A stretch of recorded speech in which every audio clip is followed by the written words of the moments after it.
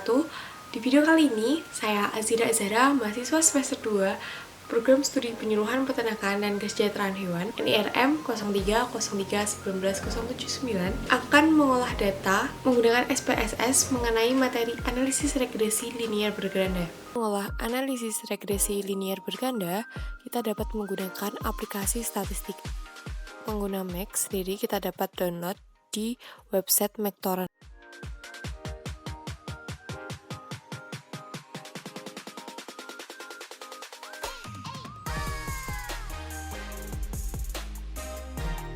Nah, di sana kita cari keyword yang namanya SPSS, langsung kita pencet tombol download.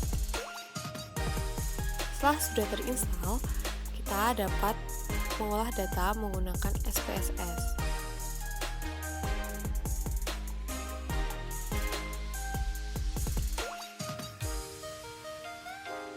Nah, ini merupakan tampilan depan SPSS.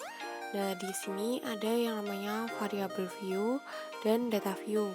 Kita ke variable view dulu. Kolom 1 kita isi X1, kolom 2 kita isi X2, dan kolom 3 kita isi Y. Nah, pada kolom measure kita ganti menjadi scale. Setelah itu, untuk label kita namain sesuai dengan X1, X2, dan Y pada data yang kita miliki. Selanjutnya kita pergi ke data view.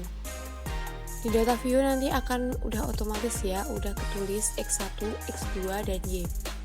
Setelah itu langsung saja kita copy pastekan data yang kita punyai ke dalam kolom SPSS ini. Maksudnya ke dalam kolom data view SPSS ini. Cara copy pastenya tinggal kalian copy dan pastekan ke salah satu kolom. Jangan diblok ya, soalnya nanti kalau diblok nanti nggak bisa. Setelah itu, setelah data sudah tercopy paste, kita pergi ke analysis dan pilih linear regression. Nah, untuk dependent sendiri kita isikan Y, dan untuk independent sendiri nanti kita akan isikan X1 dan X2. Setelah itu, jika teman-teman akan menambahkan uji asumsi klasik, kita dapat memencet statistik dan kita pada bagian residual Durbin Watson kita centang continue, atau teman-teman bisa menggunakan yang namanya pada kolom Y kita dapat mengisikan SRESID, dan pada kolom X kita dapat mengisikan ZPRED, lalu kita continue, dan histogram kita centang, lalu kita continue, lalu kita pencet OK. Kita tunggu sebentar. Tara, hasil output sudah ada. Nah, ketika kalian ingin mengekspor hasil output ini dalam bentuk file Word, kalian dapat memencet yang namanya file, save as. Nah, nanti kalian tinggal pilih format .word atau .xls.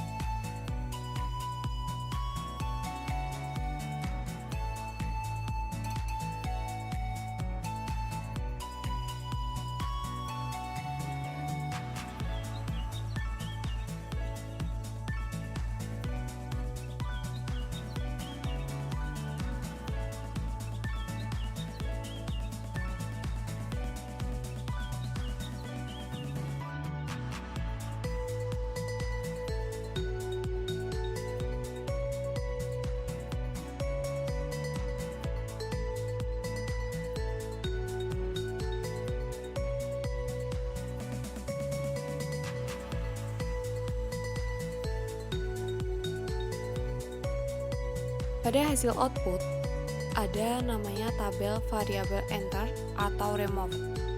Nah, variabel enter atau remove ini menunjukkan variabel apa saja yang diproses, yaitu ada variabel bebas dan variabel terikat. Pada data ini yang menjadi variabel bebas atau independen variabel adalah pengalaman beternak dan umur. Sedangkan untuk variabel terikatnya adalah umur. Setelah itu, di output SPSS terdapat tabel model summary. Nah, model summary ini dapat kita gunakan untuk mengetahui koefisien determinasi dari data yang kita punyai. Koefisien relasi dari data ini adalah 0,625, sedangkan untuk R-square-nya adalah 0,39. Nah, nilai koefisien determinasi yang diperolehkan R-square ini adalah koefisien determinasi yang dapat ditafsirkan bahwa variabel bebas atau prediktor X1 dan X2 memiliki pengaruh kontribusi sebesar 39% terhadap variabel Y, dan 61 lainnya dipengaruhi oleh faktor-faktor lain di luar variabel X1 dan X2. Tabel selanjutnya adalah tabel ANOVA.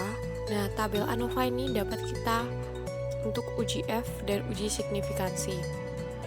Untuk uji F, kriteria pengujian adalah jika F hitung lebih dari F tabel dan signifikansi kurang dari 0,05, bahwa dapat disimpulkan terdapat pengaruh antara variabel bebas dan variabel terikat. Sedangkan sebaliknya, jika F hitung kurang dari F tabel dan signifikansi lebih dari 0,05, maka dapat disimpulkan bahwa tidak terdapat pengaruh antara variabel dependen dan independen atau variabel bebas dan variabel terikat. Nah, F hitung yang telah diperoleh pada tabel ANOVA sebesar 8,649, sedangkan F tabel yang kita hitung menunjukkan angka 3,34. Hal tersebut menyebabkan F hitung lebih besar dari F tabel.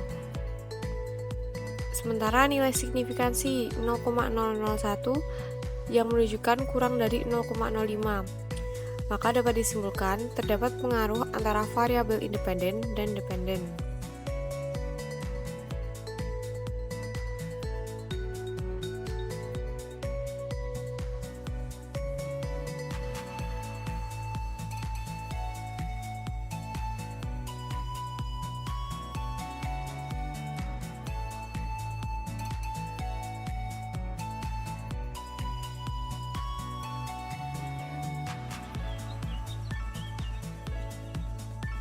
Di dalam output SPSS juga terdapat yang namanya tabel koefisien.